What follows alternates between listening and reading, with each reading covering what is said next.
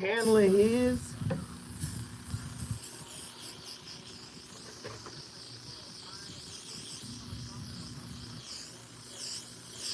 Y'all know how I do. I lay this shit down like a coat of paint.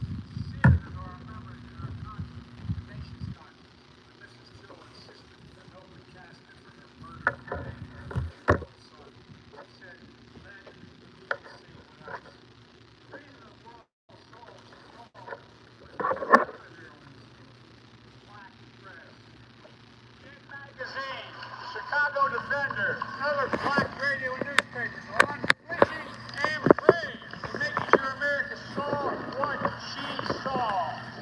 Ida B. Wells once said, and I quote, "The way to right wrongs is to turn the light of truth upon the wrongs." Turning the light of truth upon the wrongs. We're unapologetically progressive. KBLA Talk 1580, and we don't back down.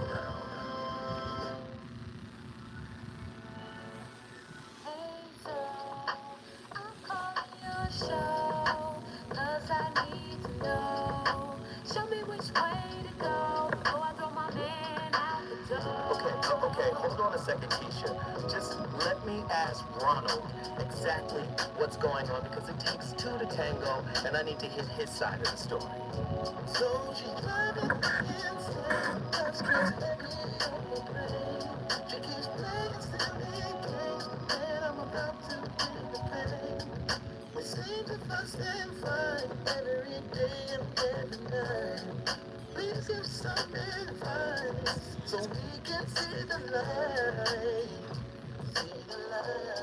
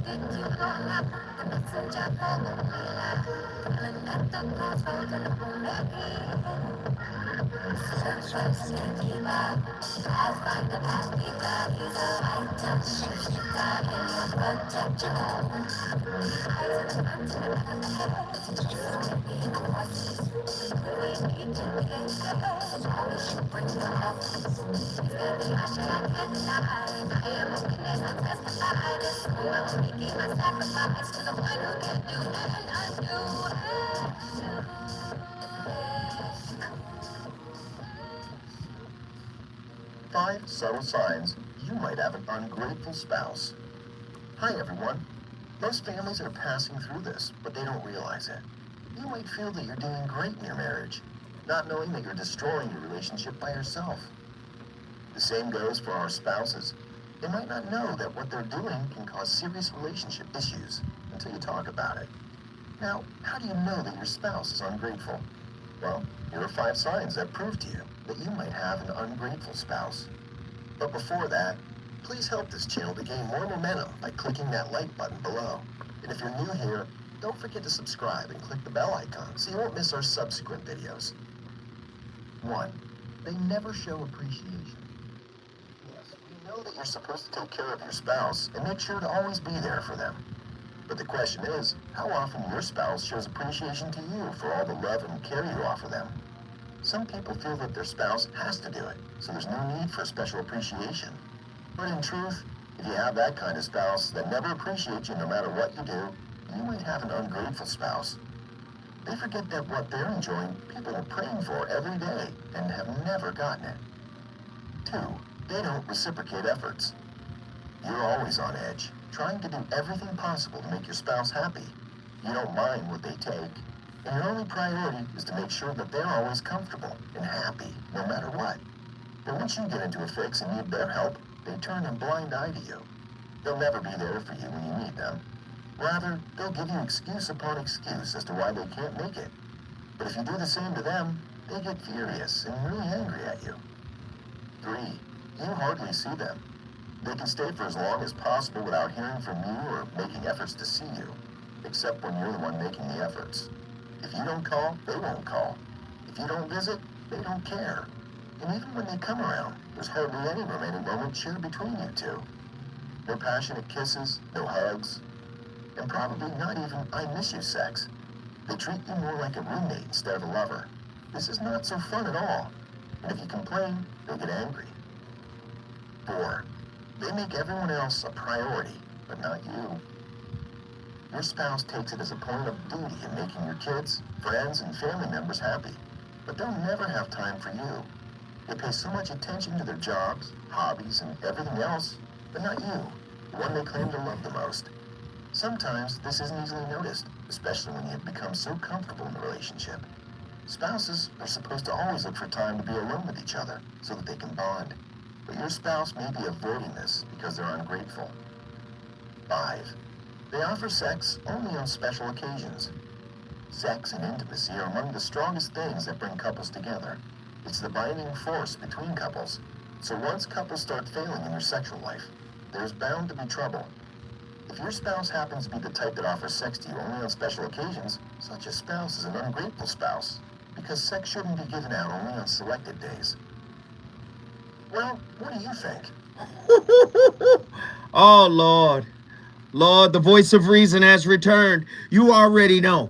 From Monday to Thursday, I'm going to keep cooking. I'm going to stay in the kitchen. And I'm going to keep cooking up topics like this. It's important. Tonight's topic, baby, please reciprocate.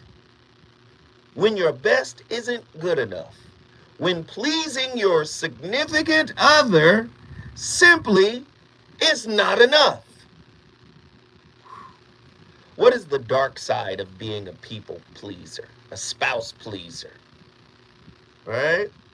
How do you know if your partner is indeed ungrateful? What to do if your partner is always unhappy or dissatisfied about your relationship? When your partner doesn't meet your needs, what can you do? What should you do? What is the characteristic of an ungrateful person? Is it bad to be a people pleaser in relationships? Why is my partner always angry, unhappy, dissatisfied, disgruntled, disapproving of me? 1-800-920-1580. Let's talk about it. I want to know what you think. It's important that we have these serious, real discussions. Now, let me just do this.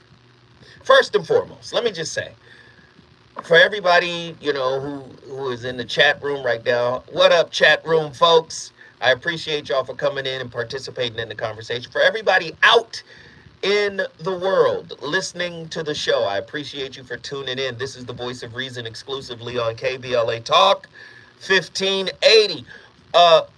We just got a book sale today from the KBLA.store, and I wanted to shout that out. Thank you for reaching out to me and getting my book. I'm very appreciative of it. It will be shipped out ASAP. Let me see. Who is the young person that got the book? Oh, wait, before I do that, sorry. Do you know I taught a whole relationship course before I came in here to do this show? Uh, the young sisters from the Black Women for Wellness Rites of Passage program, I want to shout them out. 14 to 18.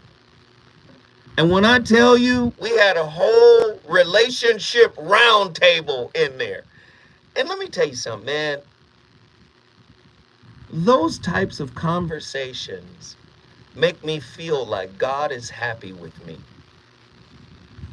Because the looks on their faces, the confirmation, the understanding, the comprehension, all of it, man. The questions. And these young ladies were so sharp. They were teaching me.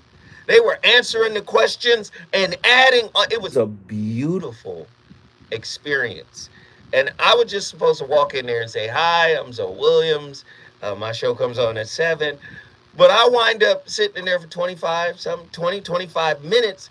And we were really going into it. They was asking questions. They were engaged.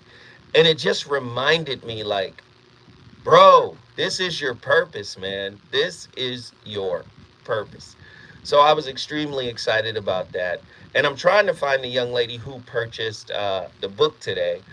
But thank you for going to the kbla.store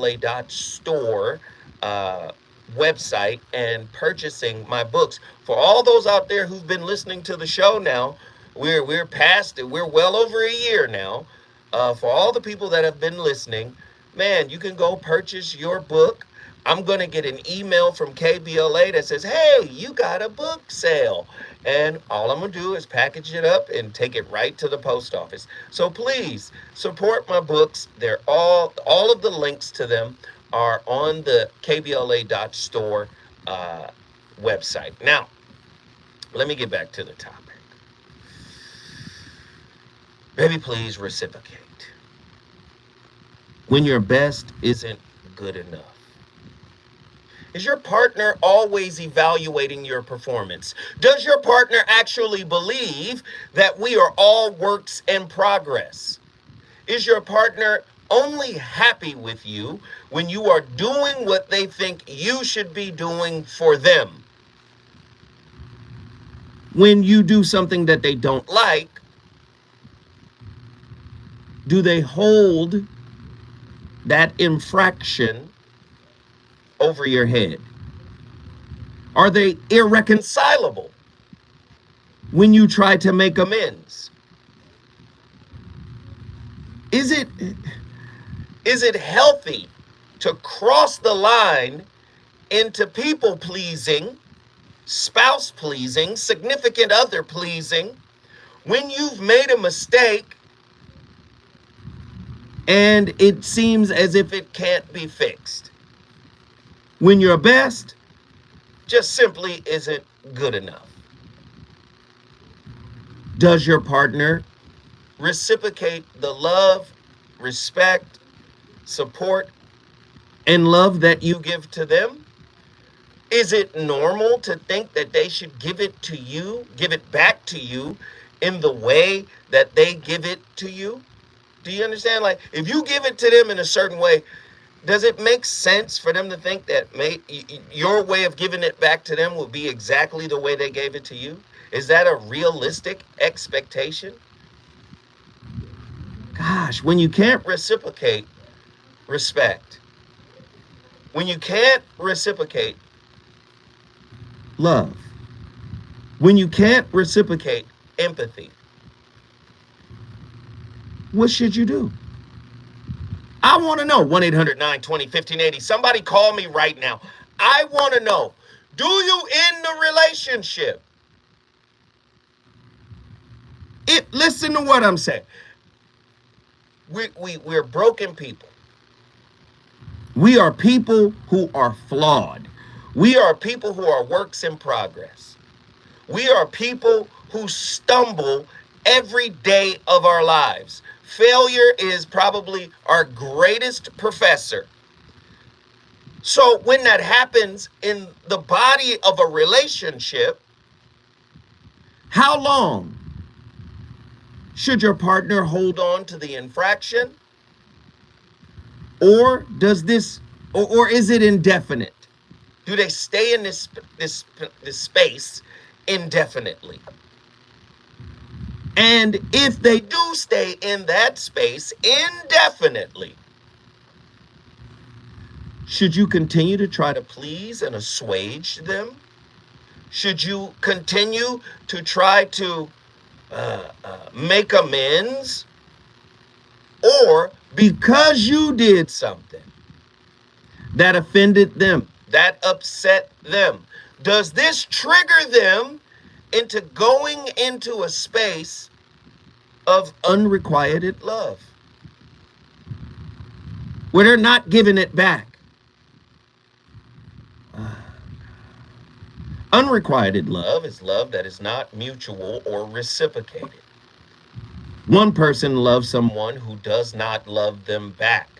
The word requite literally means to return or to repay. So unrequited means, you know what, I'm still mad at you.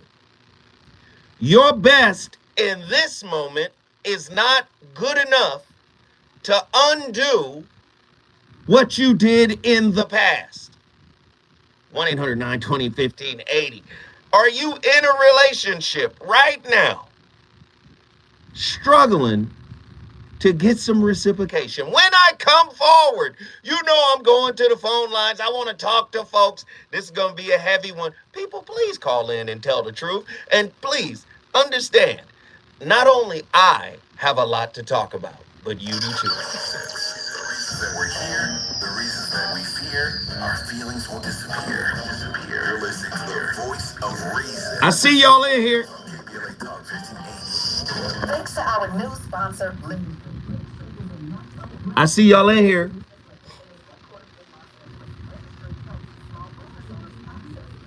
I see y'all in here. Call in. Don't sit around. Call in.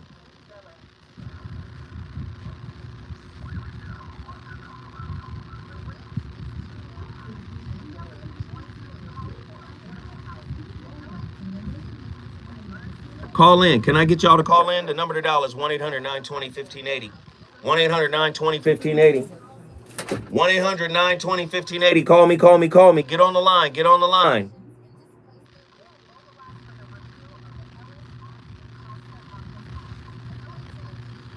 Get on the line. Somebody just called and hung up.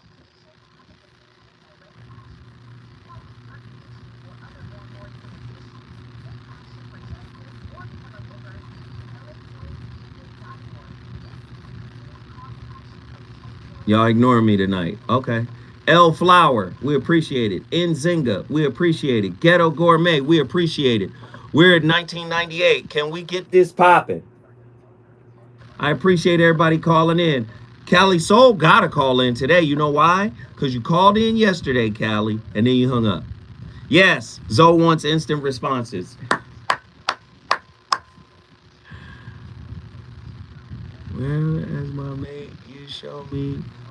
Hey, Jeff, now you can call in. The phone lines are not jammed. Call in and say that, Jeff. The phone lines are not jammed now, Jeff. Call in. Jeff was trying to call in when we had 800 people in here wanting to talk about Steve Harvey. Now's the time, Jeff. Y'all give Jeff the number, 1-800-920-1580. Live in 1 minute, Jeff. Hey, man, I be life coaching too, Jeff. I got you. Get in when you fit in.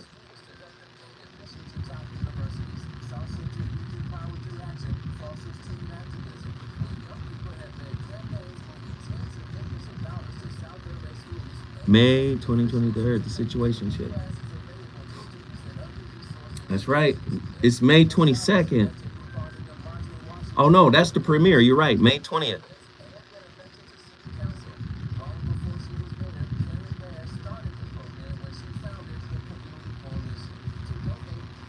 I have cataloged all these topics for my edification. Thank you. So, Xylon, man, thank you. You just took us to 2498.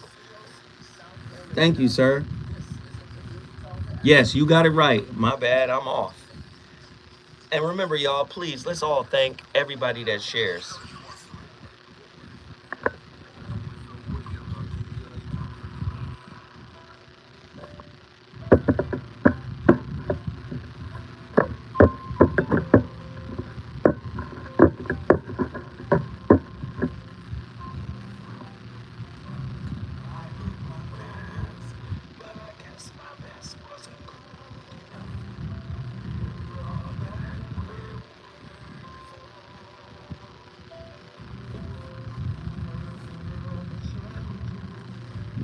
Back to being strangers.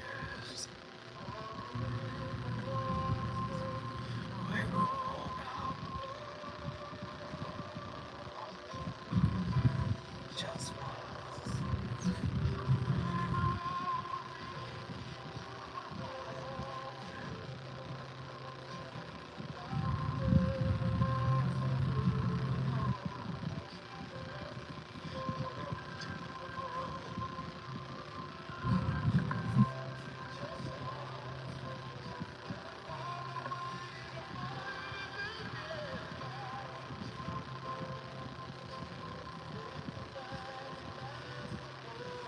just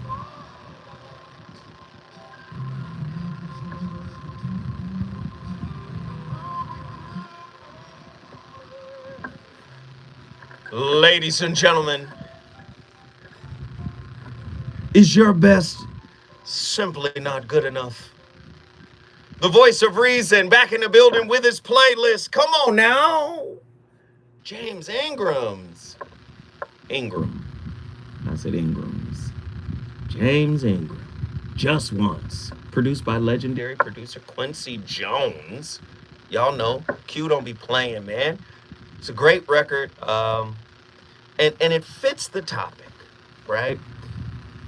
How do you get out of the doghouse when your best isn't good enough? When pleasing your significant other isn't good enough?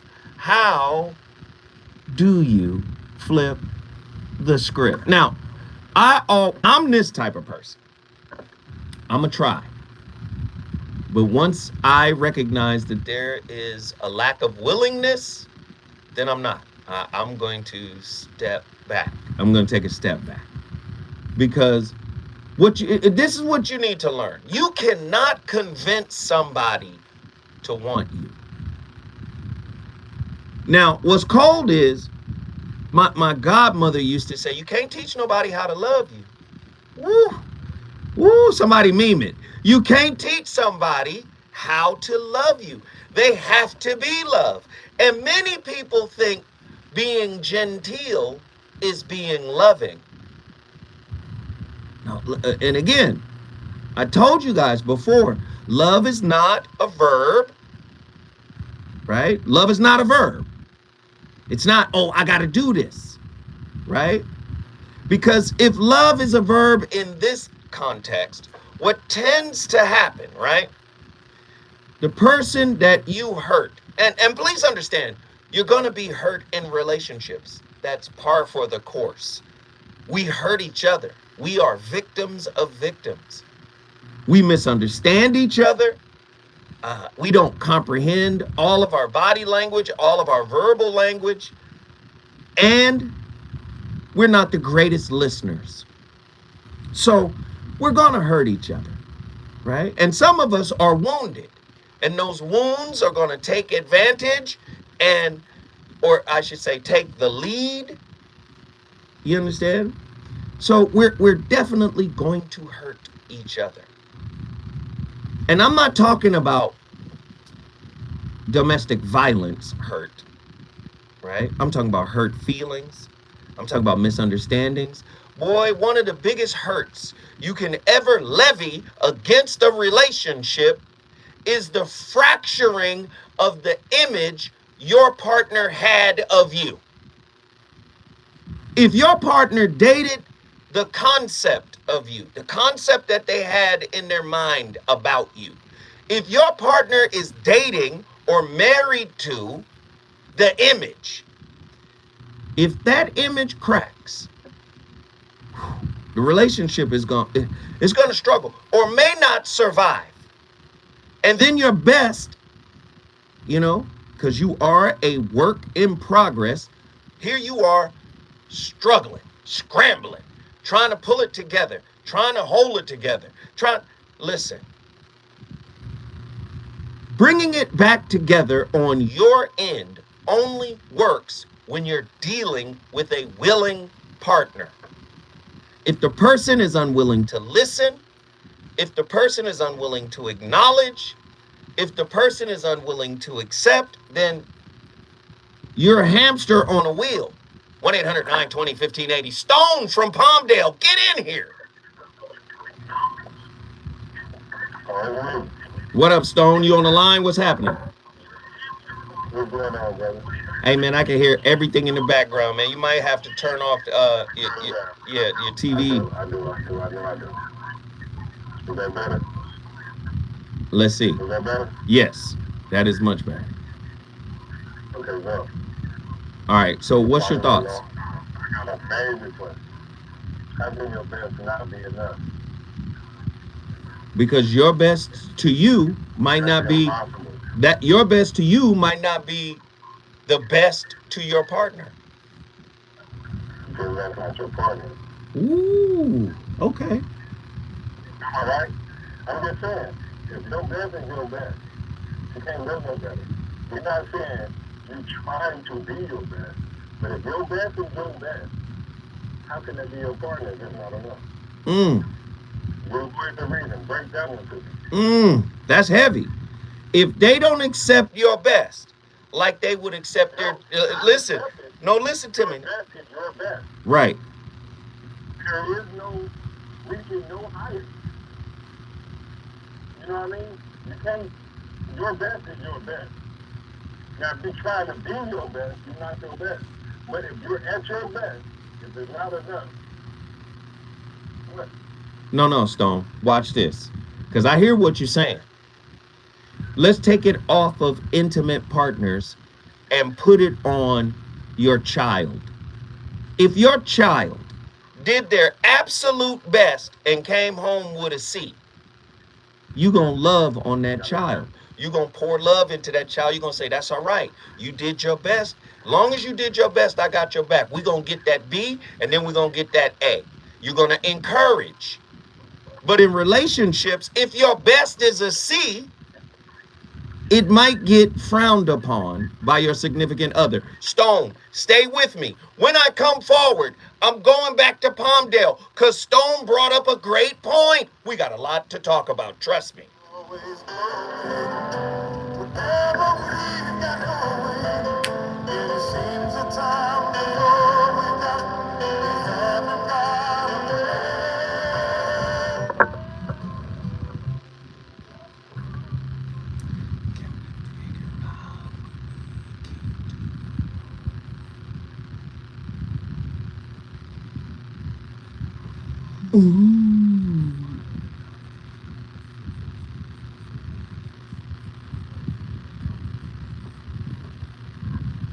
Where y'all at? Where are y'all? Where y'all at?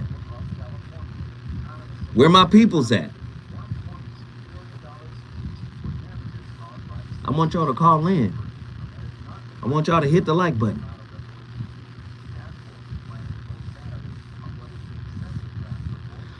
Zoe, not unless Zoe broadcasting on HBO Max, passion and emotion. Great, but I love learning from y'all that can.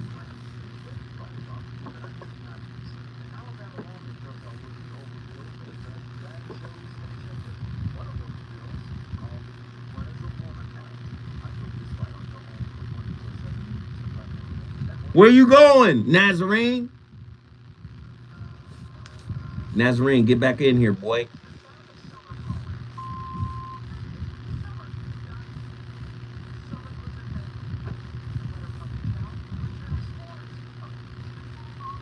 I ain't mad at you. Got to go to class. Handle yours.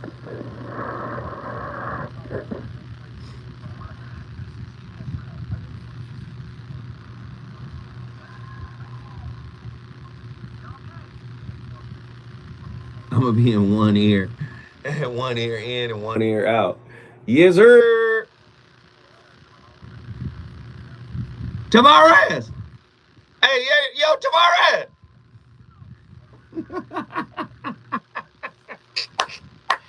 Hey, man, I watched that shit today, man. I was in tears. I watched that whole little Tavares piece.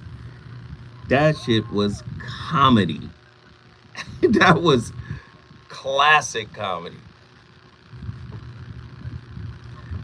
I don't know if Tavares. The Foundry is funny too, but goddamn, Tavares, God, woo. Oh man, I was in straight tears.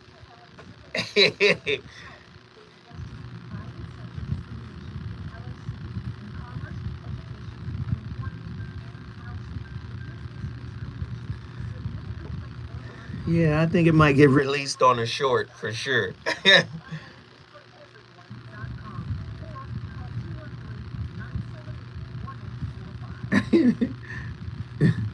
Yesterday, somebody was calling Tavares to fix the phone. Oh, here we go.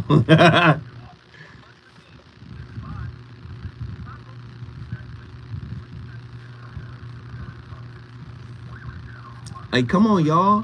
What we doing? Let's do it like this. Everybody hit the like button. That's it. Everybody hit that like button. And don't forget, download the RTV app. The Situation Shift, my television show, is about to air May 22nd, episode 1 of season 1. The Situation Shift with Zoe Williams. When I tell you it's going to be hot monkey lava.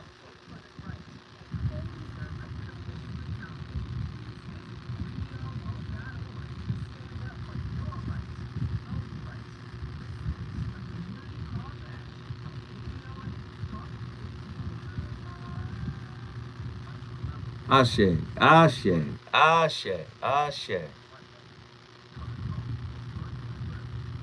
You can find out the exact air time on the app, I'm sure.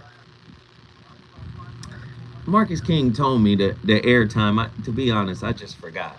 So it should be on the app.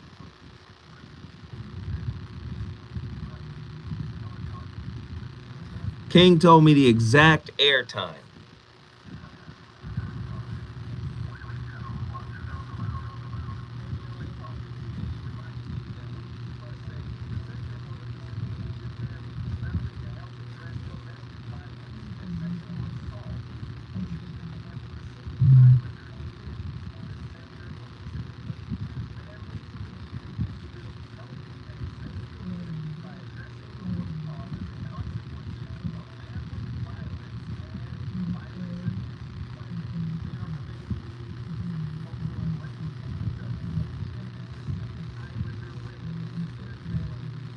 Man.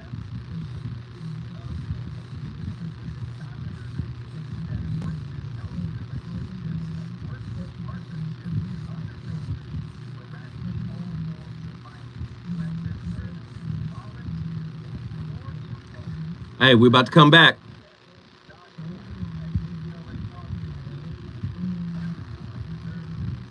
Fat Boy Shad, what up? Much love, family. Everybody celebrate Fat Boy. Fat Boy Shad.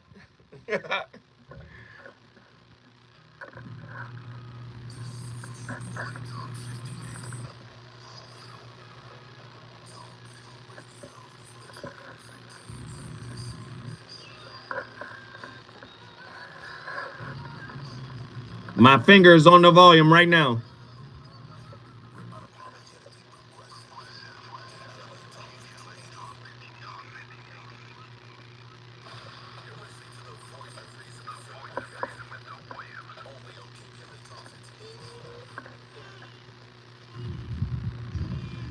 Please, please don't go.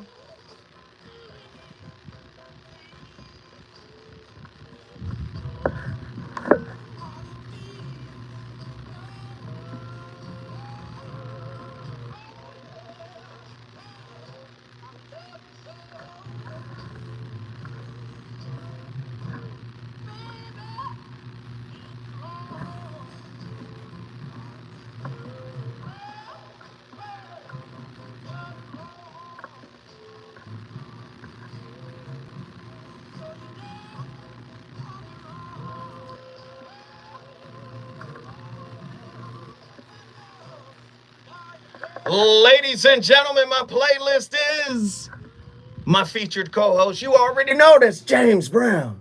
Please, please don't go. Please, begging for reciprocity. Begging for acknowledgement. If you got to beg your partner for acknowledgement, for reciprocity, for empathy, for forgiveness, I don't know. Tough situation to be in, ladies and gentlemen. When your best isn't good enough. Have you ever had have you ever been in a relationship with somebody who's going through a tough time? And you're doing your absolute best to support them, and they say your support isn't good enough, or is somehow disingenuous, or is flaky. But you're doing your absolute best to support them. How do you feel about how would that make you feel? You are doing your level best. I'm not saying you're not playing around with your support. You are committed to supporting, you are invested in supporting, and they say, nah, you're not really supporting. 1-800-920-1580 Stone Palmdale, get back in here with your final thoughts. Yes, sir. You got to turn it down so I can hear it in the background now. You got to turn. It's off. All right. Now, what are your final thoughts for this point? My point is doing your best. If you're doing your best, it's impossible for somebody to accept less. If I tell you and I show you this is my best, it's not good enough for you, then you're not for me. How can it be any other way? Well, brother, I appreciate you for that insight. That's real talk. Oh, there's a question. Wait, it's a question. What's the question? Is he gone? How can my best not be my best? Or if I tell you and show you that this is my best, and you say, okay, that's not good enough, how can you be for me? That's the question. No. You've made the distinction. If they say, and not only a distinction, you made the decision. If somebody tells you your best isn't good enough, you made the decision to say, this is not for me. You answered your own question. Now, at the end of the day, you can only show contrition, love, and support to somebody that's willing to receive it. Sometimes we can have a family member that might be, say, an alcoholic or something, right? And they're going through maybe a drug issue. And because they're family, we tend to overreact. Sometimes it's best to have somebody come in and do like an intervention because the family is emotional about this person. So they be like, man, you killing yourself. That might not be the conversation to have. You see what I'm saying? So again, sometimes people are not willing to receive the support. They might not be willing to receive your best. And you made a decision when you said, hey, if that's the case, you're not the person for me. And I'm not mad at your decision, bro.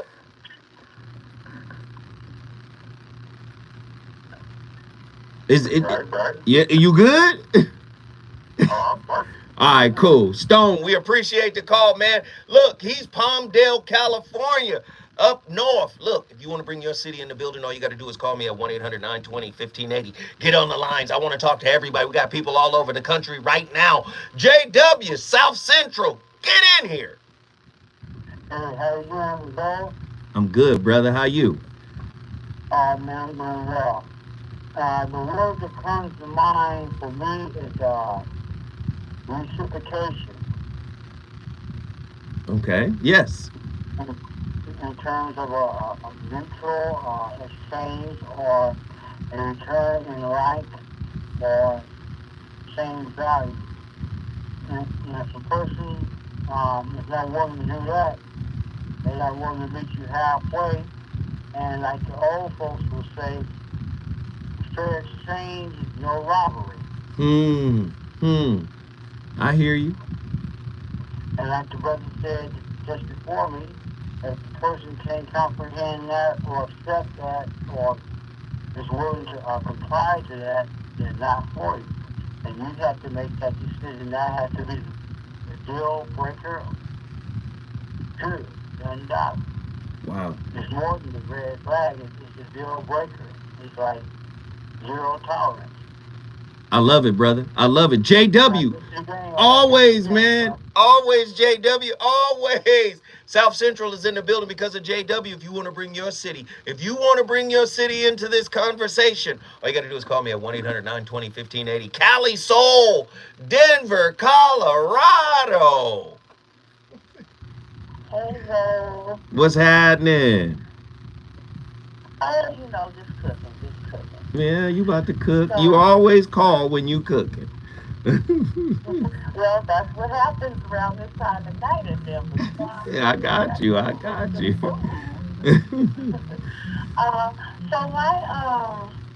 my question, I guess, well, maybe not a question. Sometimes people, for them, their best isn't good enough for them. And they're allowing like their comparison to be the thief of joy or celebration, for what they've achieved. Like, I've experienced that, where I move how I move. I kill the game.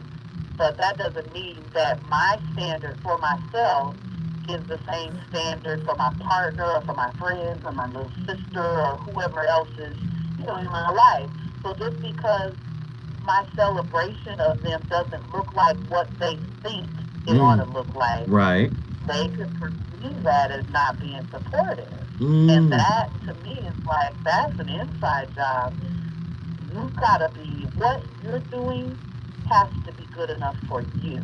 If you give a darn it's busted, then that's a good place to be, because that means it don't matter what somebody else think about what you achieve or what you bring to the table. If you're proud of it and it's enough for you, then somebody else not being enthusiastic or as enthusiastic as you think that they ought to be for your win isn't going to break you.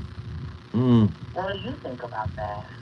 Well, listening to what you're talking about, it puts me in the mind of what is called negative effect reciprocity. And it seems to me that people can get into the negative effect reciprocity easier than they can get into the organic reciprocity. Now, when I say organic, what I mean is, I've always said reciprocity at its highest spiritual level is not transactional.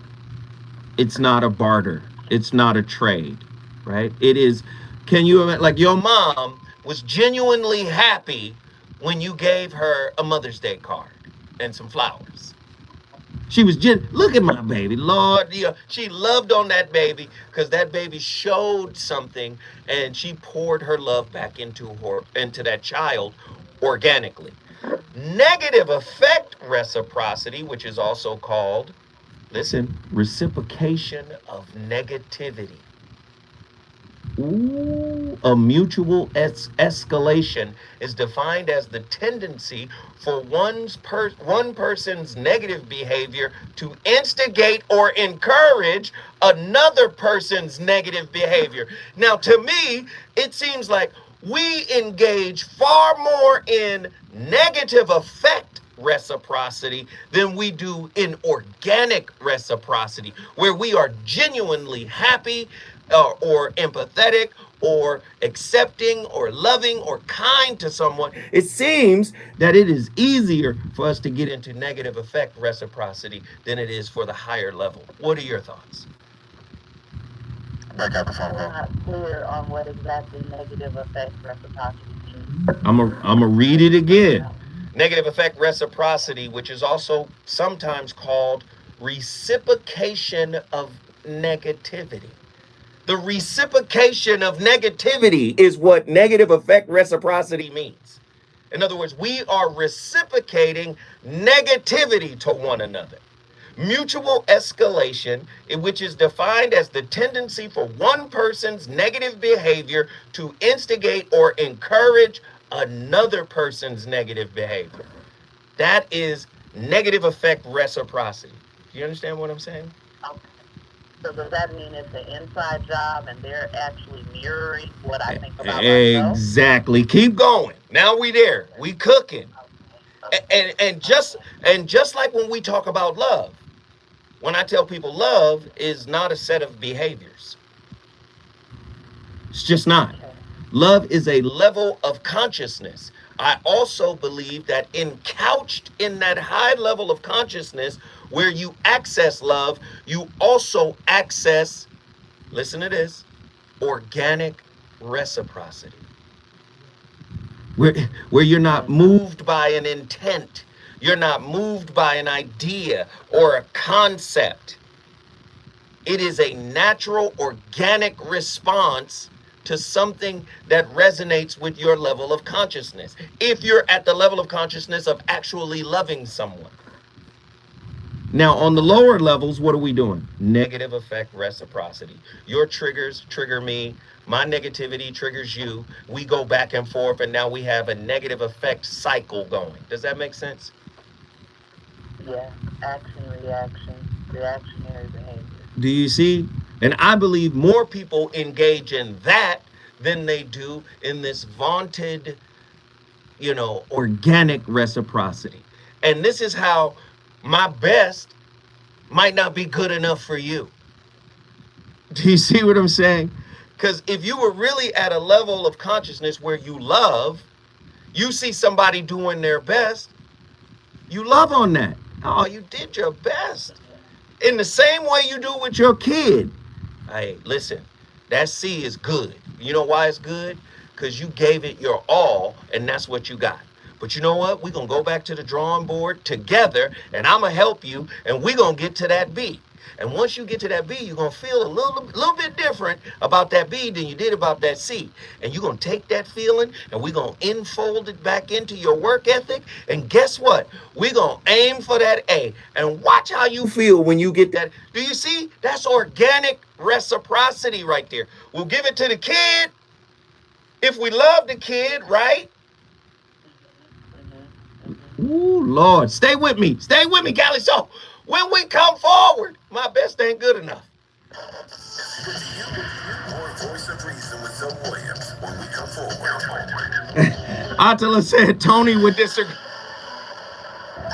He might. Maisha Cairo here with your kid. So you do know why people disagree.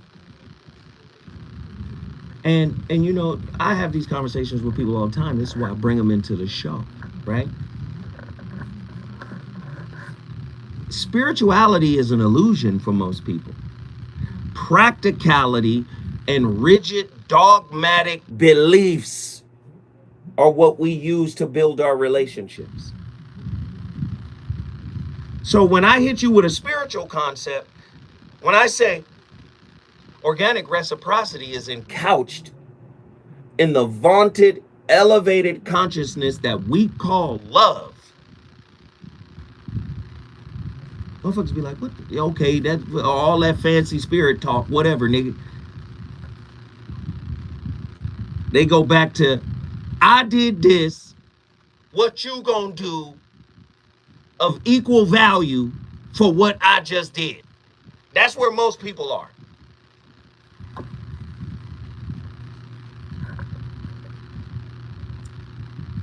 Does that make sense? Y'all not in the likes. I need to see y'all responses. Where Truemonger? Truemonger, get in here, man.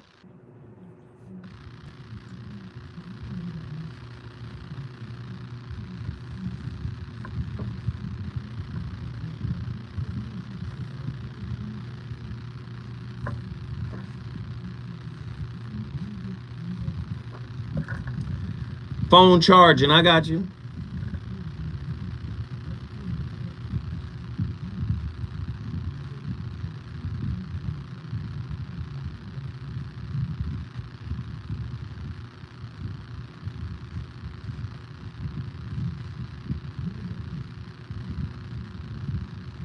Here I'm back to pulling this damn chin. Where are my phone calls? Get in here. Do y'all need the number? There's the number. I need 2 callers. Who's brave enough? Attila Phillips. I'm calling you out. Get in here, Attila.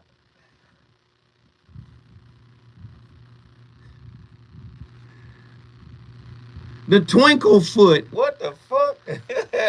Thank you. I appreciate it. You took us to $39.98. Thank you. I want you to call in and talk to me. Please talk to me about your I don't care attitude. Please. Attila. Call in now.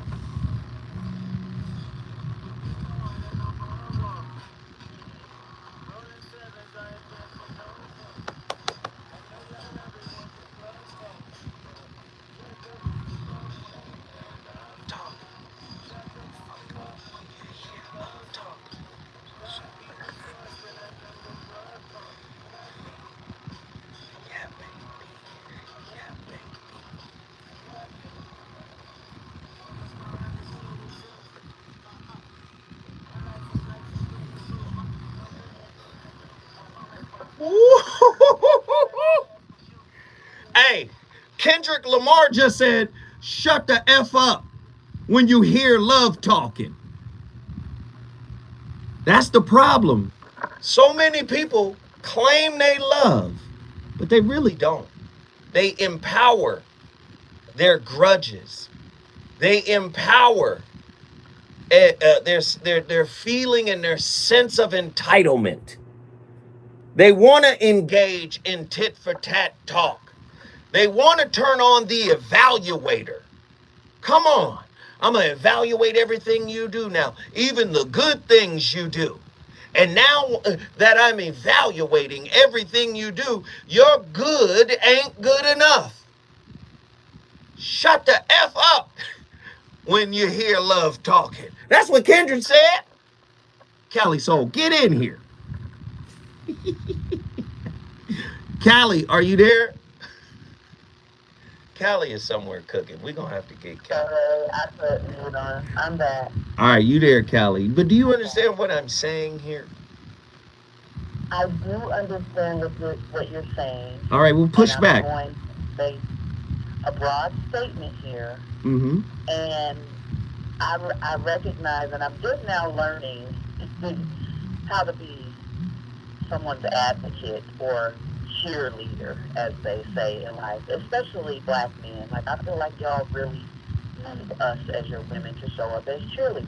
Come on. Oftentimes, I've had I didn't grow up with cheerleaders in my life. I was on the swim team. I rode my bike to swim practice by myself. No one was at my knee. I cheered myself on. Like, I as they say in the church, I encourage myself in the Lord. So I don't need no cheerleader. So learning now to become someone's cheerleader and to, just encourage them, that's very different from me. So in past relationships, when someone needed a cheerleader, they took my indifference as Go ahead. non-support. And that doesn't mean that I was non-supportive. It was just like, how like folks would say, somebody say, oh yeah, I'll pay my child support, I'll take care of my kids. And a black woman would say, yeah, that's what you're supposed to do. That's what you're supposed to do. Right. So sometimes that's been my reaction to can somebody finally pushing through something. It's like, okay, good. But keep going. What's next? Can I say this to you? Let me offer Yes, this sir. to you. I have to offer this. Could that be an adaptation or a psychological mutation that you developed, right? To protect yourself. Some would say maladaptive, right? You went through something maybe when you were young, and then you had to adapt in a way that protected you, that shielded you. Absolutely. Okay, then. So that's a mutation, right? Maladapted. So now let me flip it back on you. To encourage comes out of empathy, comes out of kindness, comes out of love. But because we live in a hurt factory called Earth, now we have to create something that actually filters our ability to love. We have to filter it down. We have to sequester it, because you can't give it to everybody, because it's like nectar and they're gonna hurt you for it. Do you see what I'm saying? So what I'm trying to say to you is, either you are that person or you're not. Don't let the adaptation to protect yourself prevent you from being what you are: a lover, a nurturer, a healer. Now, can you do it for everybody? No. Here comes discernment, right? Here comes discernment. But you should never filter it. You should never sequester it. Do you understand what I'm saying? I'm trying to get some pushback. I'm trying to get some pushback. I understand what you're saying. Like I said, I've worked on that part of myself now. So now I have to really show up as empathetic. But back in the day, no. And I hear what you're saying. It's like, that trauma developed a callous in me, so I couldn't show up in that way for people. And all I got to say now is Nina Simone. I'm just a soul whose intentions are good. Oh Lord, please don't let me be misunderstood. Hey, we love you, Cali Soul. When we come forward, more from the callers. We on fire tonight.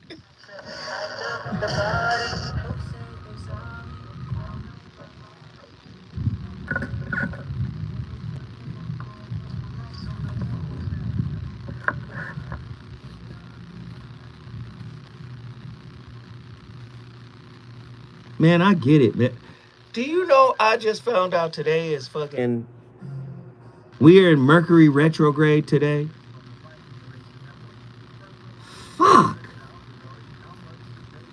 Mercury retrograde. I'm Gemini. That shit fuck with me. Great call, Callie. Who else is on the line? Come on in. Attila, call now. Attila, call now. Attila.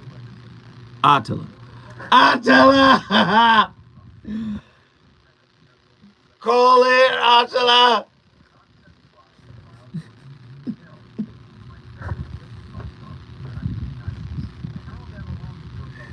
Y'all scream her name with me. Attila! Attila! Call in, Attila. Y'all call her name. Attila.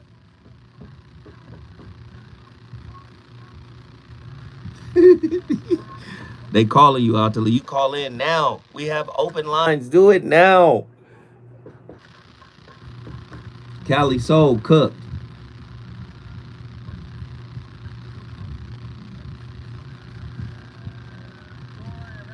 The most beneficial show of them all. You think so, Ghetto Gourmet?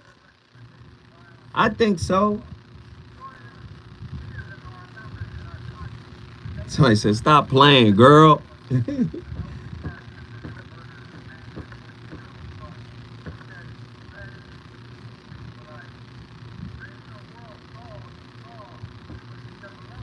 Nah, man, it's Mercury retrograde right now. I looked it up today. I think it came in on my mom's birthday, man. Shit, and I think it goes all the way up to close to my birthday. I'm like, what the fuck? All right, we got you. We got you.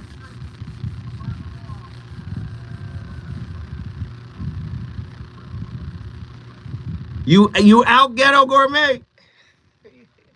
Why you out, homie? Why you bouncing? We about to get started. Has your soulmate become your cellmate? Does black love still exist? What are your bedroom turnoffs? Fantasies and fetishes. Financial infidelity. I did that yesterday. I spoke on that yesterday. Trill by Nature. The child wasn't his, and you still had to pay child support. It's a very heated topic. How was that right? Mama's baby, daddy's maybe. I just have so many questions I want to ask you. I was like the kid that this something wrong He told me he had a vasectomy. I'm pregnant. Yeah, it was a dope ass topic yesterday. How does he maintain his pomposity? I feel when it pinches my lips. Why can't you open up, brother? Yeah, Spider-Man on the inside. They don't show their weaknesses. yeah. How do you write women so well? So William, reason and accountability. The voice of reason.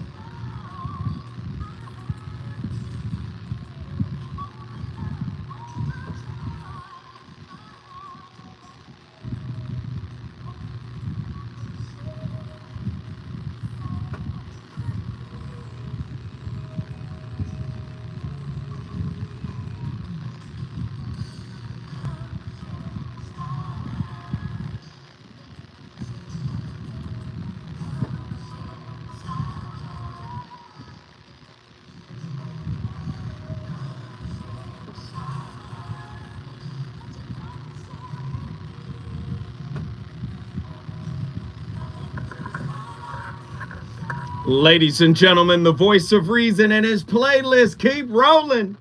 Legendary Mickey Howard. Come on, man. Come share my love. Great record, man. I mean, gosh, I was gonna put some Regina Bell on the playlist. I was traveling in my music in the crates, but that was a great record. Come Share My Love by Mickey Howard. Tonight's topic, man, heavy topic. As you know, we try to have the difficult conversations, man. We try to have the difficult conversations. We're talking about when your best isn't good enough, and you shift into this space of trying to people please your partner in order to be accepted. We talked about willingness. The only way for relationships to heal from infractions is the willingness on both parties to do the work. And like I said, it's been an amazing topic for the first hour, and now we still have full lines. People want to talk about it. Tonight's topic, baby, please reciprocate. When your best isn't good enough, when pleasing your partner or your significant other isn't good enough. In other words, when you can't be forgiven. In other words, when somebody, if you've hurt somebody in your relationship, they slide into this space of entitlement, where they hold your infraction over your head. 1-800-920-1580. We got callers on the line. Let's get them all in here. True Monger from Dallas, Texas. Get in here and talk to us, brother. What's up, man? Yes, sir, man. I just had to reframe it and set it back up for us. Let's go. Good shit. I've been through that when someone tells you that they're in love with the idea of you or what image they have of you in their head and not actually you. I've been through that actually a couple of times. That ain't cool, man. Because I'm got flaws just like the next person. I do my best. I can give my all. I'm not perfect. I make mistakes and I own them. But sometimes your partner won't do the same. They're like, they don't screw up. Like everything they do is okay. You now have to be accountable for their part and how things play out. They want to shift it all towards you. And in many cases, the issue is actually them. But they don't want to address it. They just rather blame. It's easier for them to place the blame on you. No, that's right, True. And then when they little ugly dragon come out, they question your understanding or your empathy for them, when at the same time, where was your empathy when it spelled a different word, entitlement? Talk to me, True. Come on, get in here, man. Empathy towards us, in many cases, doesn't exist. It's not in that moment, at least anyway. Maybe down the line when they realize that they made a mistake. But in many cases like that, it might be too late. That person might have moved on to somebody else. That's heavy, And bro. then if they got respect for you, they're not going to try to play home record. But some people do that too.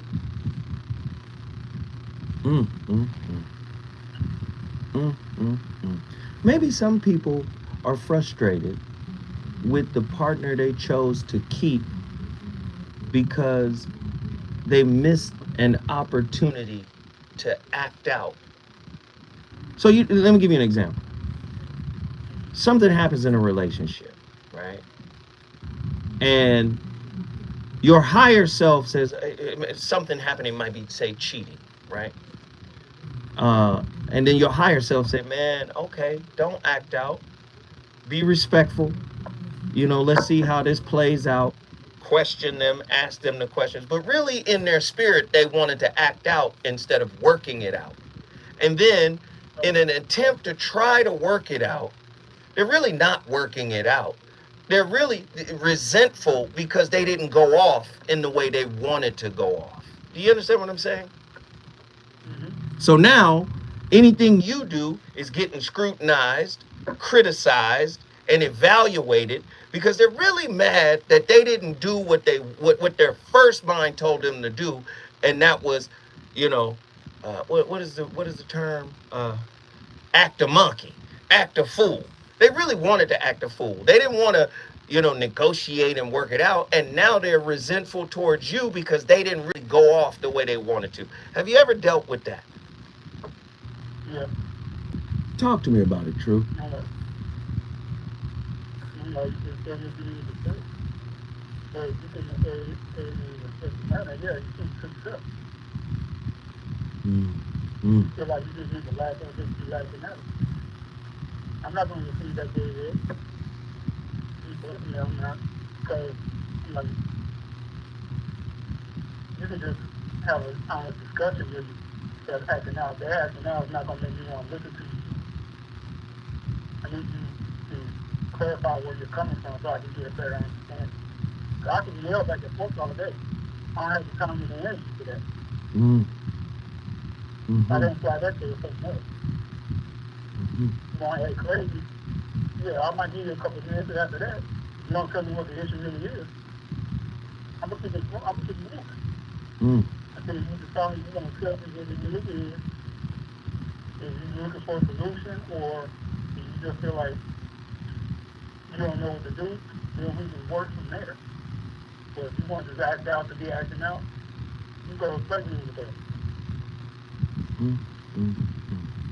Man, this is a great call. Brother True from Dallas, Texas. Man, he always comes in and brings the fire. We appreciate you, good brother, man. You brought Dallas, Texas in the building. If you want to bring your city in the building, all you got to do is call me at 1-800-920-1580. When we come forward, we're going to Houston and Atlanta. The reason that we're here.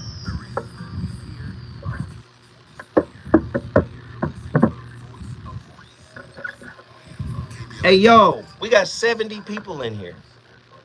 Can I get everybody that hasn't hit the super chat? Can everybody drop $3? This is a $3 challenge. Everybody that's in here watching this good information about relationships, listen. Everybody drop $3. Good night, Mimi. We'll see you tomorrow. Good night. Can everybody drop $3 if you haven't done it already? That little dollar sign down there at the bottom. That little dollar sign will make it clear. Hit that and drop $3. Can everybody do it?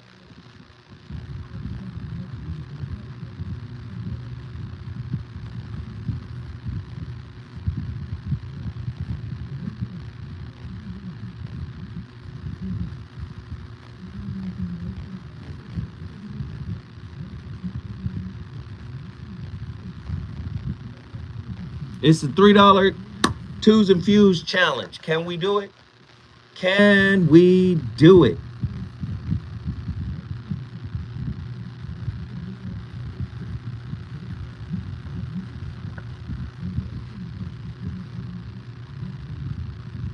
Can we do it?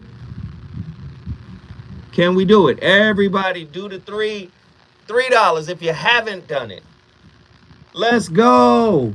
Let's go. The $3 twos and fuse challenge. Let's go.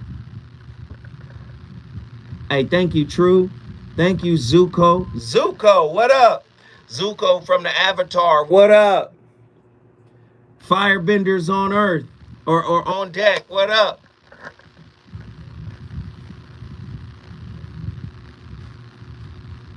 People can, but will they? Wow, Zuko. The Fire Nation in the building.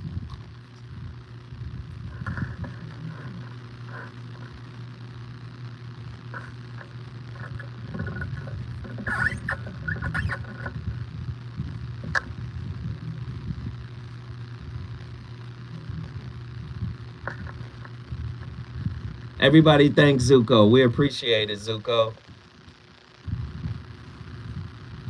We appreciate it.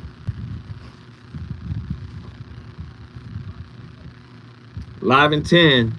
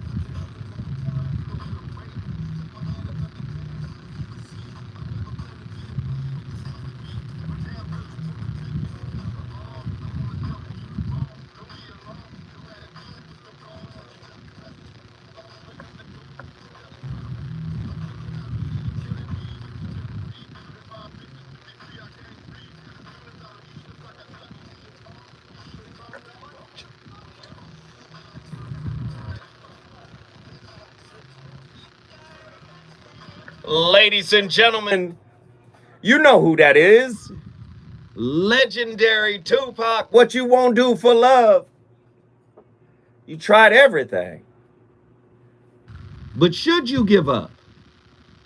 When you've tried everything and your best ain't enough, and you're in an irreconcilable space, should you just bounce? We've been talking about it tonight. When your best isn't good enough, when pleasing your significant other just simply isn't enough. We got callers on the line. Let's get there. Attila from Houston, Texas. Talk to us.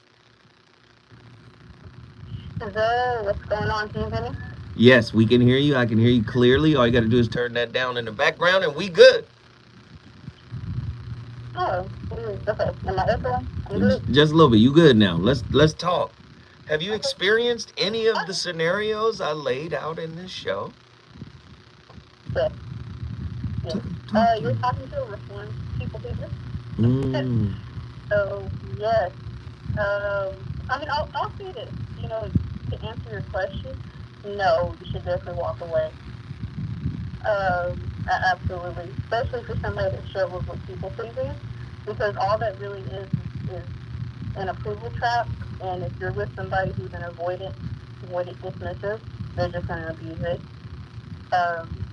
There's a certain dynamic that comes into play when people get into these types of relationships. And so generally, again, if you are dealing with people pleasing, even if you were to change, the new you is not going to fit into that old paradigm. Talk to me about avoidant dismissive.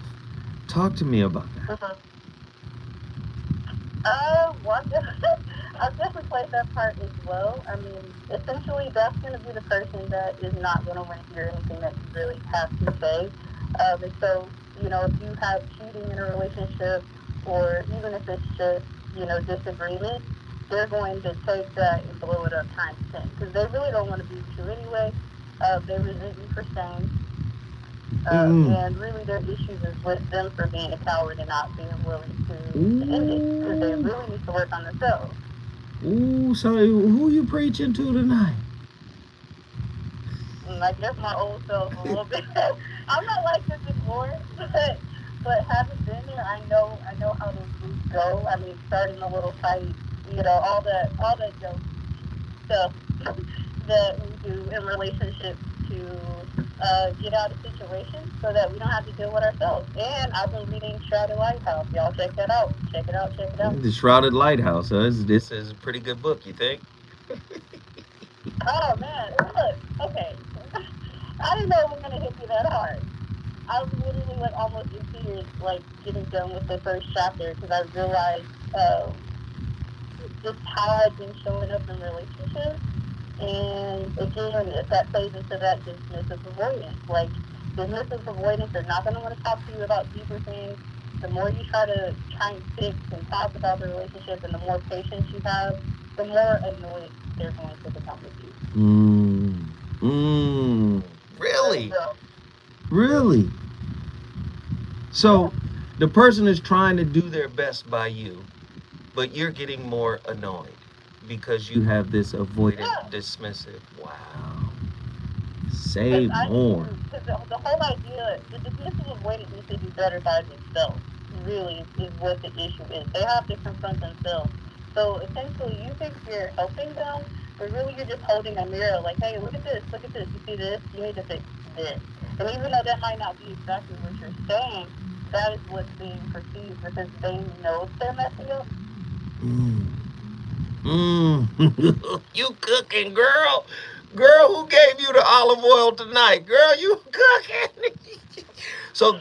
So this is what you've personally gone through, and this is a revelation that came from out of you, having gone through what you've been through, right? I've played the role, and I've also been played, if that makes sense. I've been on both sides. So another thing I'd like to add as well, if you, again, grew up in a narcissistic family structure dynamic, you're like you're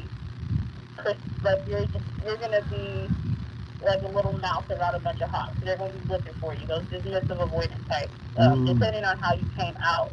If you came out as someone who has an attachment style where you cleave onto people like that, then you're just a prime target, because they know that you're looking for that affection and that love.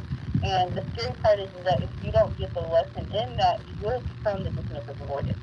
I've seen that a million times. Wow. So let me ask. Wow, this is heavy.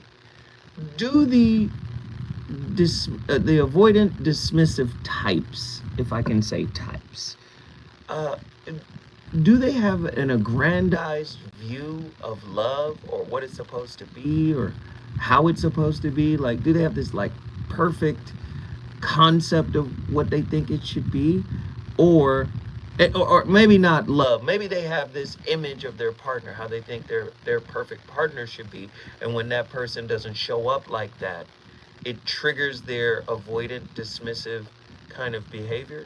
Is that connected in any way? Yes, I would say so. I mean, that honestly speaks to the Yanla, what's the other lady? That whole clip that's going around where she thinks she is one a bus driver, right? Like, Right. she's like a clear case of that. If you like really listen to what she's saying and you watch the entire interview, she goes into detail about how her dad wasn't there for her, how he wasn't there to protect her or just there physically, period. And so you can imagine what that creates within a person. And so that's where you get that whole, well, he has to be 6 feet tall, have a six pack. That's really what that is. And we try to couch it as like standards or a preference. But really, you're probably just a dismissive avoidant and you're trying to find a way to protect yourself and not get hurt. But the truth is, like, you're really just running from yourself. Like, it's really dumb when you think about it. Well, don't laugh at him, Antela. Just because you got your little trophy and medal, don't be laughing at me. People still going through that, Antela. It's funny when you look. For me, I don't know. That's feeling. I laugh at myself. Like, it's feeling for me when I realize, like, what the hell was I doing? Like, excuse my French. What was I thinking? Like, what was going on in my mind at that time? And so, like, you're right. I can laugh about it now because I see where I was messing up. But if you're still going through it, I would just say that your best bet is to spend your time alone, and instead of focusing on your partner, focus on yourself, get some counseling, and really, especially for my women out there, like, wake up that feminine side of you again. If you struggle with giving a man praise, if you're struggling with being that help, meet that support, and really kind of giving that love and adoration, um, I would say definitely heal your inner wounds, because until you're able to do that, like, you're probably not going to really be able to attract the guy that you really want to attract. And something that healed me, oddly enough, was working with kids. You have to give kids support, love, affection. Like, there's no way around that. They need that. And so that's something that's healing too. If you work with children, it kind of wakens something up in you.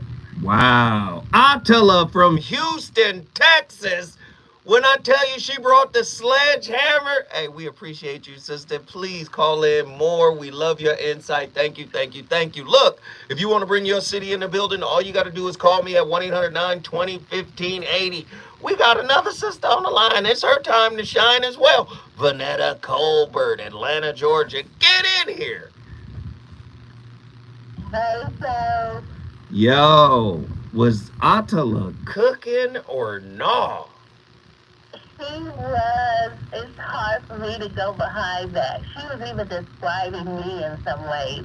Well, then you can come behind it because she described you. In what way did she describe you? What about what she said resonated with you? Well, she was saying that a lot of times you will get this attachment to your partner where you give and give and give, knowing that that person is not receiving it. But there's something in you that wants this person to be what you imagined them to be before you got in the relationship. But now that you see that they're none of that, instead of you accepting them for being who they actually are, you still trying so hard to cling to them, thinking that by you giving them the love that's naturally in you, that you're gonna see that person that you kind of imagine them to be in the beginning. So you're dating an ideal.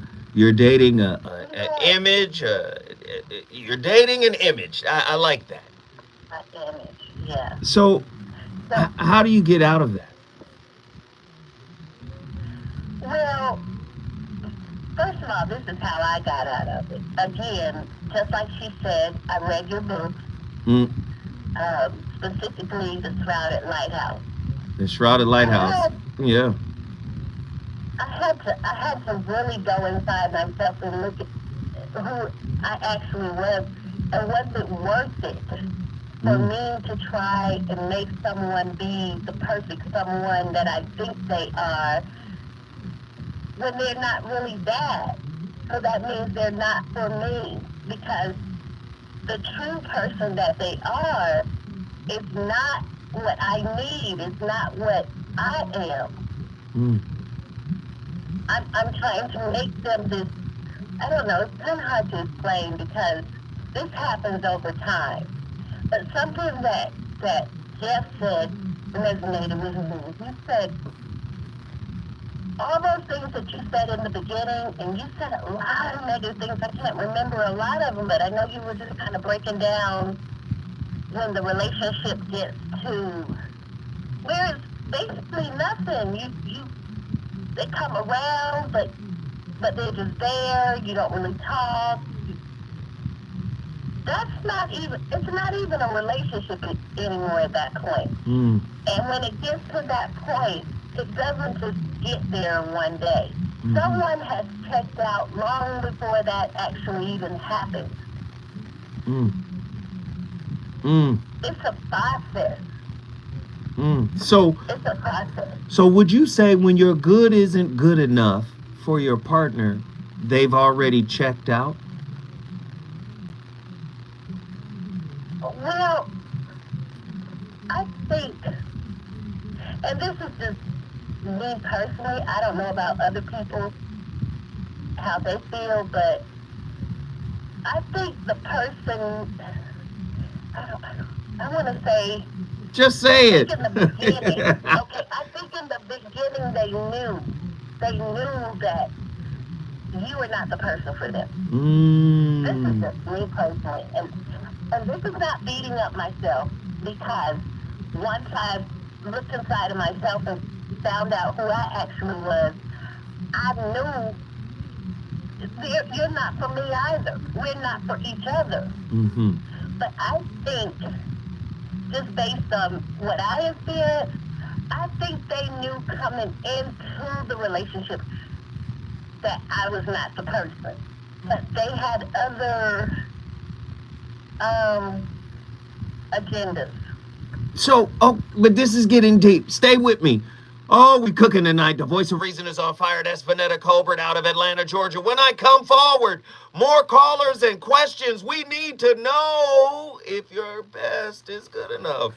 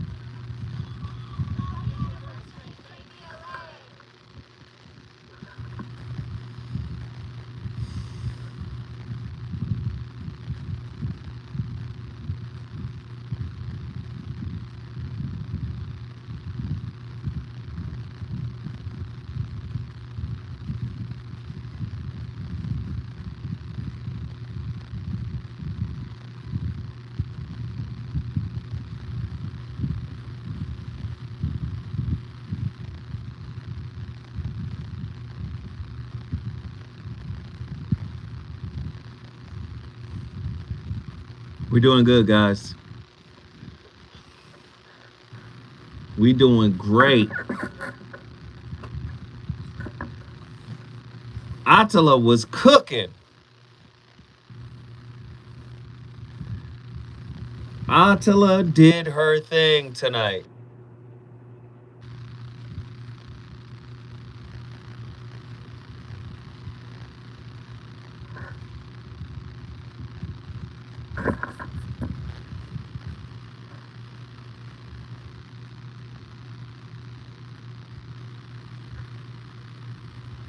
Is this a Charmin toilet paper wrap? Y'all can't hear it. I'm sorry.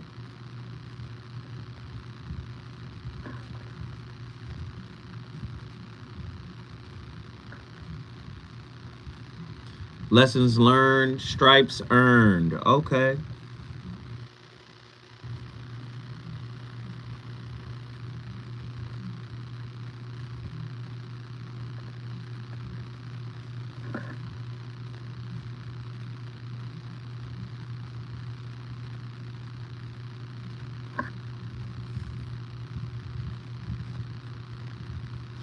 All right, we'll be 90 seconds.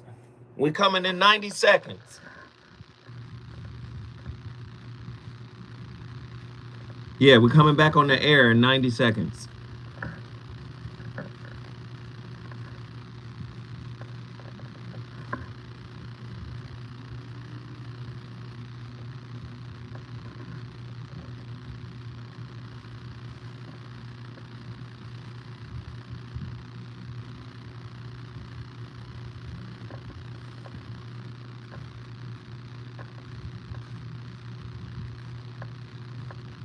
All right, here we come. 45 seconds. You guys might hear Andy come in and say 30 seconds. Well, you won't hear him because I'm not playing the music.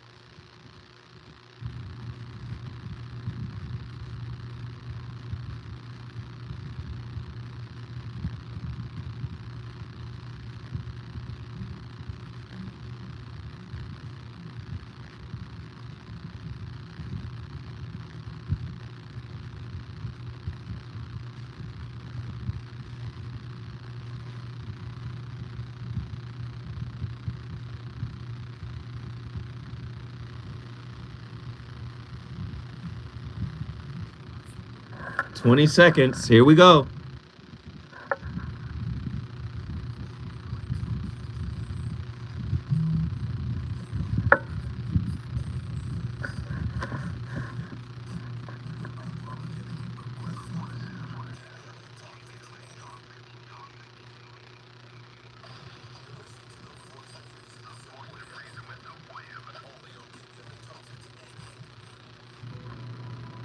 Ooh.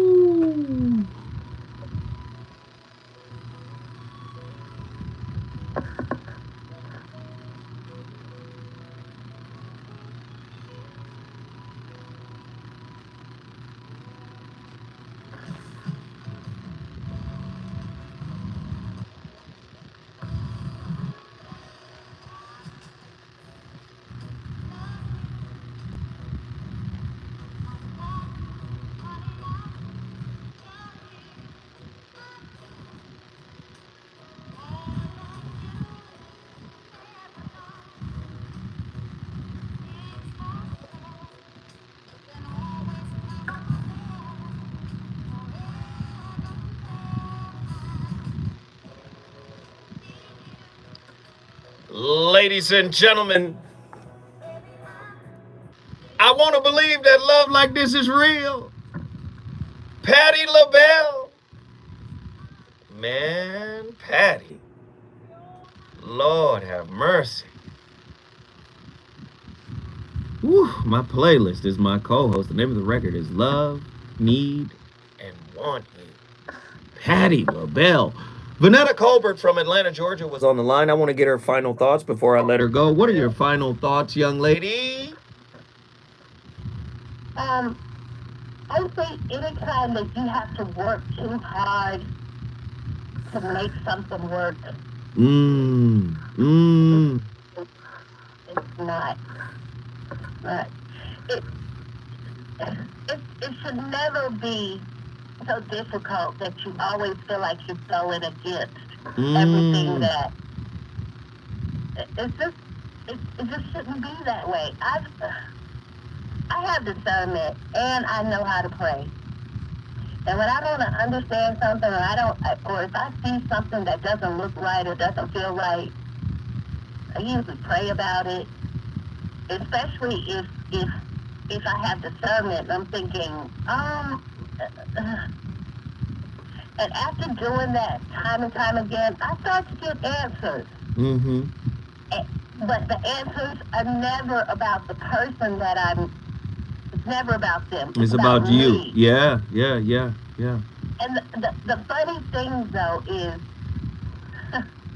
when I first started praying and I was asking things, for some ridiculous reason, I'm thinking, oh, me and God are going to have a secret. He's going to tell me just what I'm asking that I've always wanted to know. That's crazy. That's not even the way he operates. Actually, what he was saying to me was, don't ever come to me about anybody else. It's you. Vanetta Colbert, ladies and gentlemen, Vanetta Colbert from Atlanta, Georgia. She just cooked us up in here. Listen, if you want to bring your insight to the show as well as your city, all you got to do is call us 1-800-920-1580. Uh-oh, you already know what it is. You already know what it is. My brother Jeff Brown makes another appearance on the Voice of Reason. Jeff Brown from Chicago. Get in here, Jeff. Hey, man. I'm your Uncle Barry. So you know what the topic is. You know what we're covering, right? Yeah. When perfection is not enough, we're just grown over into taking a deep, dark look at the other person. Wait, can I say it this way for you, Jeff? Sure. Because when we say, and because the reason why I'm saying this is because you use the word perfection, right? What about when your humanity isn't enough? If all human beings are works in progress, meaning we're all going to make mistakes, we're all going to bump into each other and scrape each other. What about when your humanity isn't enough in relationships? Talk to me, Jeff. Well, I think that relationships, we try to look at them as chapters, and I don't think that's the best way. I think sometimes we have to look at them as books, and sometimes it ain't the right time to read that book. You got to close that book. You got to close this right here. Whenever I find myself in a position to where nothing I do pleases you, two things have happened. A, you have set me free, so now I can do what I want to, since I know you're going to be mad about whatever. And B, be it my own idiosyncrasies, my own flaws, whatever, insert your name, your reason here. But I have worn out the shellac of your patience. I have worn through the shellac of your patience for whatever reason. Now, if you're in a relationship with an individual who blows your mind sexually, so that's a lot more shellac now, ain't it? that's that heavy duty shellac. Come on. If you were a mate that is so incredibly good looking that they raise your cachet, well, that's a lot of shellac, ain't it? Well, if you were a mate that got as much money as they weigh in pounds of $100 bills, well, that's a lot of shellac, ain't it? You ain't got much shellac for both of us, bro. You ain't got much shellac when one of us is ugly or both of us is ugly. The shellac done wore thin. The shellac don't go down, bro. now, so now, we got to be honest about this abrasiveness. Right. This rubbing up against one another. The shellac that we haven't been building up. When you with the right person, you're going to find a way to build the shellac. This information, this deserves, the other person has decided that this doesn't deserve any more of my shellac. And B, I think you always know when you're being settled for. I think you always know when you're the donut spirit.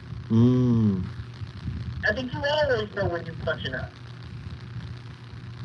And you're looking for the lesson inside of the punching up, when really the lesson is the punching up itself. Why do I consider this individual up? Why does this individual consider me down? Those are the real questions that you have to ask you. Or guess what? You couldn't have the same lesson in different flesh. Now what? That's why normally, I was about to say, now flip it around. Flip it around. So, oftentimes, I've observed people doing this kind of, what you're doing for me isn't enough. You're not showing enough contrition, or you didn't support me in the way that I want you to.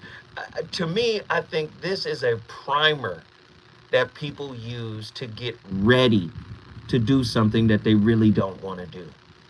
So sometimes, if it's about breaking up, they might not want to break up. So instead, I'm going to stay, angry, disappointed, disgruntled, dissatisfied, and entitled on top of that, and try to manipulate you to do things or show or prove that you're 100% down with them. But really, they want to leave. What are your thoughts, Jeff? I think it's regardless to who the individual is, because I've kind of been here too. Wait, Jeff, hold that thought. When we come forward, we going back to Pasadena with my brother Jeff Brown, because he's cooking. More voice of reason with Zoe Williams when we come forward.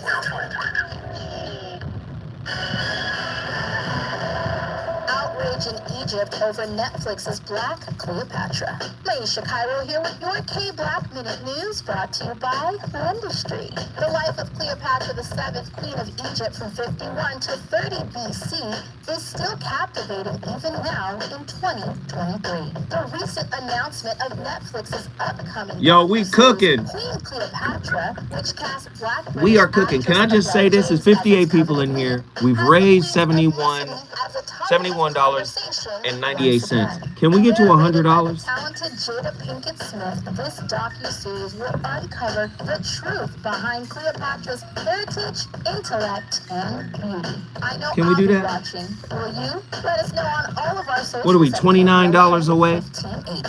I'm Maisha Cairo, and we've got a lot to talk about. If 60 people dropped $1, we would kill that. We would crush that. You said, I need a job and some transportation. Rent is so high. Food too. There's childcare, and I need to go back to school. I need to transform my life. Well, help is on the way. Transform Your Life Day. Can we do that? Saturday, April 29th. Can we make it? At San Manuel Stadium. Vanetta Colbert just hit us with $3. Thank you, Vanetta Colbert. With programs and even enroll right on the spot. Triple M plus one more. Finish up your diploma or your college degree. Hit us with $10. Appreciate the topic and sharing. I've stopped opening up for years. This conversation was insightful. Thank you. Truemonger, you already did it, man. This is for people who haven't done it. And Zinga, you already did it, but thank you. We're at 83.97. All my people who have already done it, I love y'all. I'm talking to folks who ain't done it. One lunch for 10, delivered by the original Taco Pete. Congratulations to One United Bank. Life is uncertain. It's okay. All right, it's 60 of y'all in here. Anxious, worried. What y'all want to talk about tomorrow? Email me at vor106@gmail.com. What do you want to talk about tomorrow? You tell me. Send me your topic ideas. 106@gmail.com. Email me. Or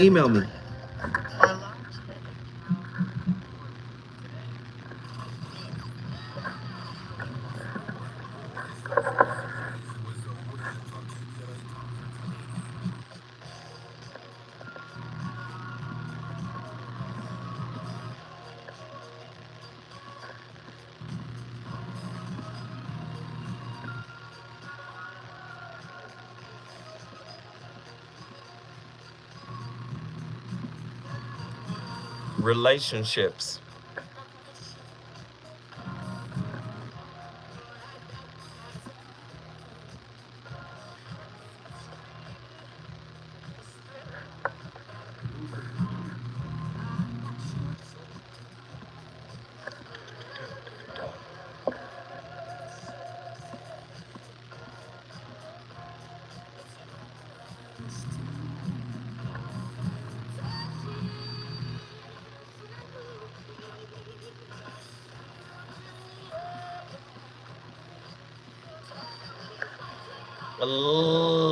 Ladies and gentlemen, friends and family, most of us don't know what we gonna do with somebody's loving. Wow, that was an amazing record, man. Stephanie Mills, my playlist is my co-host. We're on Complete Fire tonight. Tonight's topic is a doozy, man, and it's really just about having open and honest conversations, man. Just really getting deep. My brother Jeff Brown was on the line, and he's still here, and he was getting ready to say something heavy when we decided to come forward. But now we've come full circle, and I want to bring Jeff Brown back in here so he can finish his thought. Go ahead, Jeff.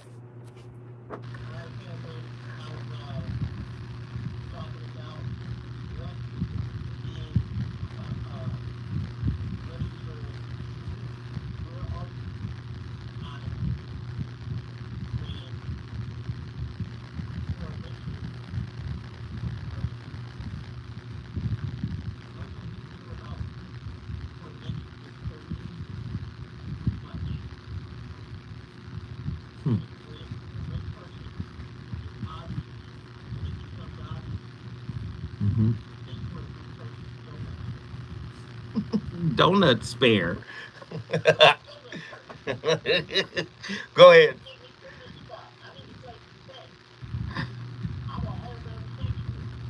Oh God!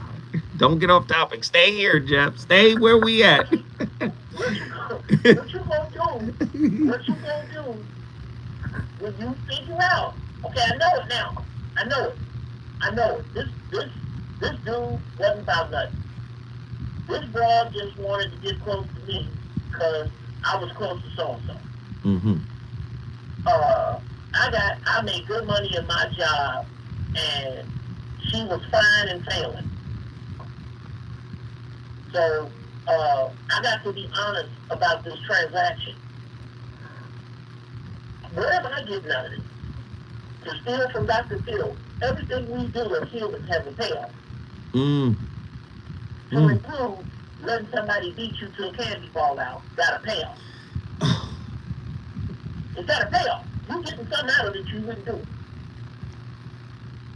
The thing that sticks out like a sore thumb to me is a human being does not have the capacity to respect another human being regardless to who it is. More than 80% of the way that they respect themselves. Mm-hmm. That love, that desire. You can't make somebody desire you. I don't care how you dress, what you wear, what you say, where you go. The desire for them to validate you. Mm-hmm. The warning of them, and there's no on-off switch here. There's no, Zoe and Jeff said it's right. Hey man, come on and get your stuff out of my house and get on out of here. That's not that ain't how it works. This conversation is not going to make me love you. Let me and Joe don't say tonight, dear person, oh man, they talking to me, and I show you. Nothing we're going to say will make you love you enough to pull you out of the dirt that you were in for the lesson you need to learn. And you can love yourself enough to pull yourself out of that. But if you don't learn the lesson, guess who's going to be knocking on the door the next time? The lesson 2.0, 3.0, 4.0, 5.0, however long you got to stay in this class. These are dudes, and I'm going to say dudes, ladies, because most ladies are guilty of it. More ladies, more than men are guilty of it. Jeff, it sounds like you read some of my books. Good job. Yeah, I love it. Oh, I sat next to you for over a decade. I love you well then.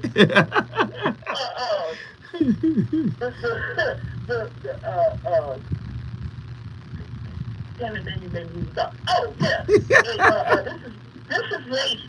This is ladies. This goes to ladies more than dudes. Ladies, have you ever noticed the one who uses the word upgrade most with regard to the next relationship is the man? You know why? Because men, analytically, a man worth a damn that's worth being with, will analyze and critique his situation, find the flaws in that situation, and do better. That's why his women look better and better. They act better and better. If he's learning his lessons, I can use my own life. My own life. You can line my exes up from high school to right now, and they look like the evolutionary chart. Oh, no. They look like the evolutionary chart, man. Come on. Because I keep learning, man. You said all your girlfriends they look like the evolutionary chart in life science in high school. In life, so come on, bro.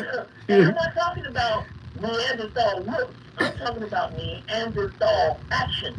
Neanderthal thought. Emotions. Neanderthal friends. Neanderthal emotions. Neanderthal places. Neanderthal mouth. Right. Neanderthal mouth. Yeah. Oh, that's fire. That's fire, brother. And this is why, to further make the point, this is why your man that you used to be with, and I wish I could say the words, you're going to have to listen to, You Know That Ain't Right by Biggie. All of this, if you know what I'm talking about, all this better than you. All of this better than you. You know why? Because I learned my lesson from you. Hey. Pretty please with sugar on top, ladies. Stop talking about how my man went out and got somebody who looked just like me. You know what that means? That lesson is you minus at least one lesson. Ooh. Okay, Jeff, that's enough. We got Jeff Brown, ladies and gentlemen. Hey, Jeff, tell everybody your YouTube channel so they can follow you, man.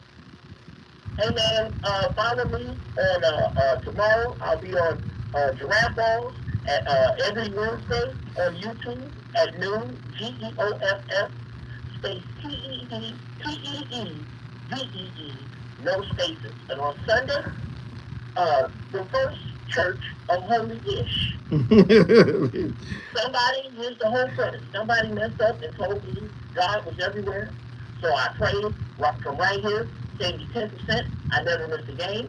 I encourage you to come out this Sunday electronically and save 10% on your soul insurance by switching to Don't Go. Come check out what I'm talking about.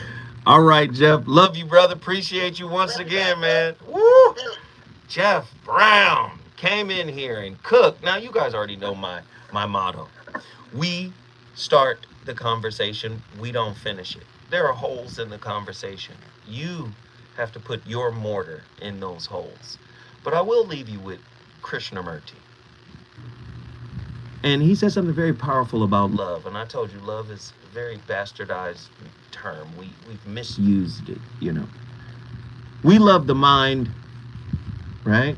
We love with the mind. Our hearts are filled with the things of the mind.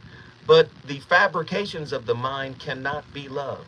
You cannot think about love. You cannot think about the person whom you love. But that thought is not love. And so gradually, thought takes the place of love. Your fears, your frustrations, your ideations, your ideals about how you think, your standards, your principles. You're actually in love with that. You're not in love with a person. When a person is doing their best and showing up the best way they know how, they still may not be for you. However, where is the grace that comes with seeing the humanity in a person, especially when they've made a mistake in your relationship? Think about it. Listen, I started the conversation, you finish it. Guess what? Danny Morrison's going to keep the fire lit. You already know what I do. I'll be back here tomorrow with another mind-twisting topic about relationships. I love y'all. I'll see y'all tomorrow.